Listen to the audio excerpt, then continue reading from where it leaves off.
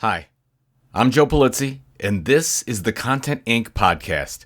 5 minutes every Monday for content creators who desire to be content entrepreneurs.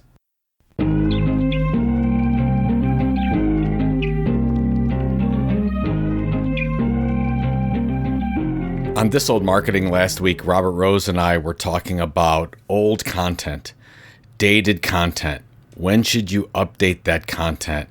And really about how many brands that he and I have worked with that have thousands of pages that get regular flow from search engines and people finding it through social media or whatever, that is just out of date, that somebody didn't take the time to go through and update.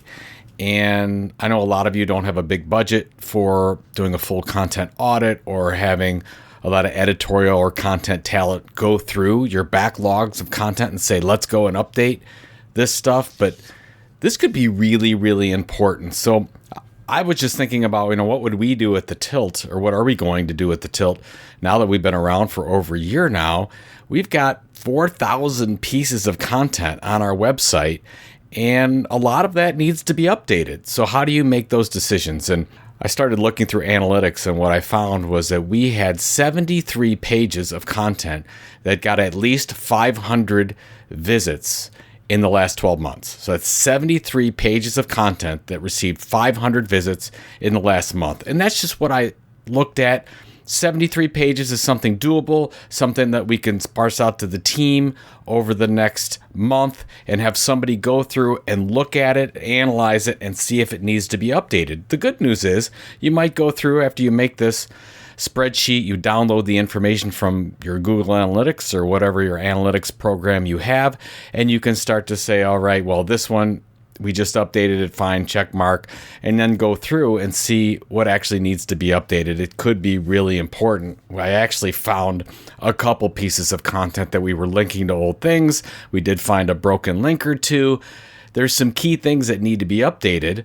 But most of all, if you're sending people to content that is incorrect because of age, or because you're not linking now to the correct source, or because it just doesn't represent your brand anymore, you have issues. So that's just for blog content. That's for website content. And I was thinking about, well, what about podcasts? I started looking at our podcast analytics through Libsyn, and I found out that some of the Content Inc. podcasts from 6 years ago do very well. And I looked at those because they rank for the keywords, they're being found, and a lot of people go to that. And also a lot of people go to the very first one or the first couple podcasts, because as somebody signs up to follow or to subscribe to a podcast, oftentimes they'll go to the very first one. And the very first one of a Content Inc. podcast was over 8 years ago. So I thought, oh, that would be great to update that one, and then to update the 3 to 5 others that are seeing traffic, and then look at my videos on YouTube. There are a couple videos that do really well. There's no reason why we can't go ahead and update those things. So I'm not talking about a full-blown content audit, folks. I'm talking about updating content where it makes sense, where people are actually going to content.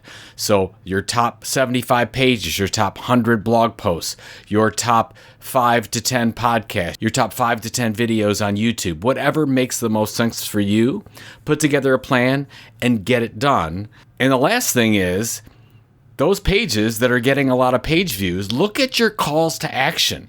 This is your most important real estate. So if you want a call to action for your email newsletter, if you want a call to action for your most important class, for a research project that you just put together, that's where you want to put it, because that's where the eyeballs are. That's where your traffic is. That's where your incoming traffic that are not yet subscribers are going. And what can you do now to turn them into visitors just taking a look to loyal long-term subscribers?